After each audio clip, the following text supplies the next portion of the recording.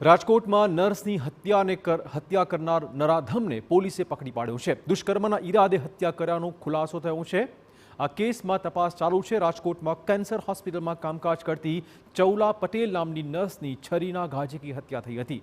હત્યા કરનાર નરાધમ પાડોશમાં રહેતો કાનજી વાંજા નામનો શખ્સ હોવાનો ખુલાસો થયો છે।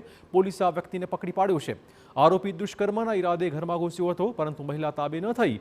ઝપાઝપી દરમિયાન આરોપીએ ચપ્પુના ઘા ઝીકી હત્યા કરી હતી। કાનજી ચૌલાબેનની હત્યા કર્યા બાદ તેના ઘરે બાથરૂમમાં છુપાઈ ગયો હતો, જેની જાણ થતાં પોલીસે હત્યારા કાનજીને પકડી પાડ્યો હતો।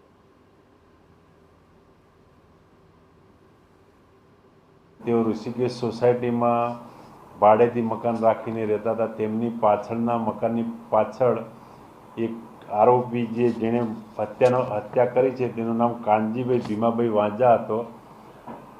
એને ત્યાં આ બેનના ઘરે જઈ અને એકદમ વિકૃત માનસિકતા ધરાવતો હોય, જે બળાત્કાર કરવાના ઈરાદે એમના ઘરે જઈ અને બેનને ઝપાઝપી દરમિયાન ઈજા થવાથી બેનનું મૃત્યુ પામે છે।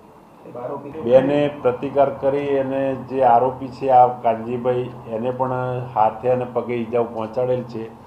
તેમ છતાં કાનજીભાઈ આરોપી છે એણે વધુ મજબૂતાઈથી ચપ્પુ એમના હાથમાંથી પડાવી લઈ અને બેનને છાતીના ભાગે ઈજા પહોંચાડી મૃત્યુ નિપજાવેલ છે। તો પોલીસ તપાસમાં સામે આવ્યું કે મૃતક ચૌલાબેનની 4 મહિના પહેલા જ અમદાવાદથી રાજકોટની કેન્સર હોસ્પિટલમાં બદલી થઈ હતી।